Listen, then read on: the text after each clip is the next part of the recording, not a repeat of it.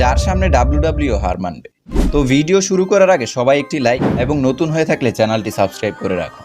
Number 12, Tino Best versus Shoaib Malik. এই ঘটনাটি 2014 CPL T20 লিগের, যেখানে ব্যাটিং করছিল পাকিস্তানের প্লেয়ার শোয়েব মালিক। আর ওই ওভারে শোয়েব মালিক দুটি 4 মারার পর পরবর্তীতে টিনো ওয়েস্ট তাকে আউট করে তার সামনে খুবই অ্যাগ্রেসিভ সেলিব্রেশন করতে থাকে। আর শোয়েব মালিক তাতে রেসপন্স করলে তাদের মধ্যে হিট এক্সচেঞ্জ দেখা যায়।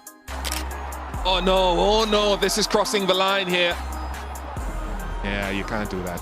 There's a line, all cricketers talk about a line. Number 11, Mitchell Johnson versus Kevin Pietersen.